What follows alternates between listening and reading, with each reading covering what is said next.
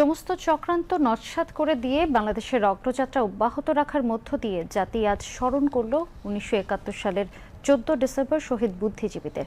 শহীদ বুদ্ধিজীবী দিবস উপলক্ষে সকালে মিরপুর শহীদ বুদ্ধিজীবী স্মৃতিসৌধে ফুল দিয়ে জাতির বীর শহীদ সন্তানদের প্রতি শ্রদ্ধা জানায় রাজনৈতিক নেতৃবৃন্দ সহ সর্বস্তরের মানুষ। ইমরানুজ্জামানের প্রতিবেদন।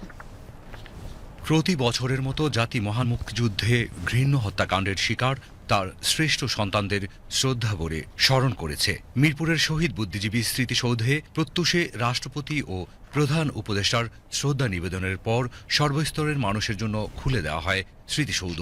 এরপর পর্যায়ক্রমে বাংলাদেশ জাতীয়তাবাদী দল বিএনপি এবং সহযোগী সংগঠন শ্রদ্ধা নিবেদন করে।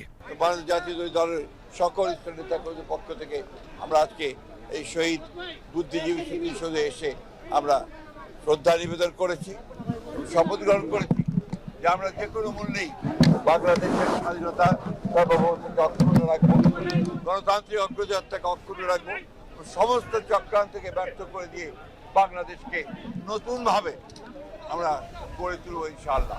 সমস্ত চক্রান্তকে ব্যর্থ করে দিয়ে এই দেশের মানুষ তাদের গণতান্ত্রিক যে অধিকার সে অধিকারকে প্রতিষ্ঠা করবে এবং আমরা বিশ্বাস করি যে যথাসময়ে সঠিক সময়ে নির্বাচন অনুষ্ঠানের মধ্যে দিয়ে গণতান্ত্রিক অগ্রযাত্রা অব্যাহত।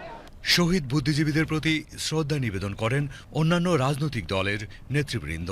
যে চিন্তার স্বাধীনতা, সাংস্কৃতিক স্বাধীনতা, সেই স্বাধীনতার লড়াই ছাড়া আমাদের রাজনৈতিক স্বাধীনতা অপূর্ণ।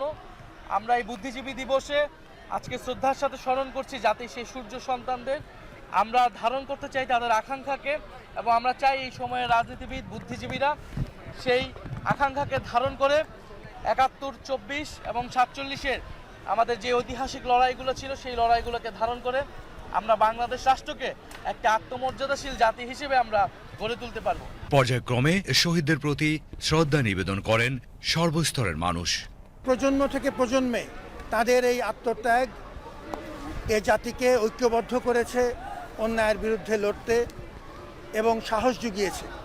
আমাদের মহান স্বাধীনতা যুদ্ধ ১৯৭১ সহ প্রতিটি আন্দোলন সংগ্রামে এদেশের জন্য যারা চূড়ান্ত আত্মত্যাগ করেছেন, রক্ত দিয়েছেন, জীবন দিয়েছেন, এদেশের স্বাধীনতা এবং ঐতিহ্যকে তুলে ধরতে, তাদের সবার প্রতি আমাদের সম্মান, কৃতজ্ঞতা। এছাড়া শ্রদ্ধা নিবেদন করেন স্কুল কলেজের ছাত্রছাত্রী ও দেশের ভবিষ্যৎ প্রজন্ম। এখানে আসছি মূলত অন্তরের ভালোবাসা থেকে, টান থেকে। জাতির সূর্য সন্তানদের যেভাবে হত্যা করা হয়েছে এটা আসলে অন্তরে নাড়া দেয়।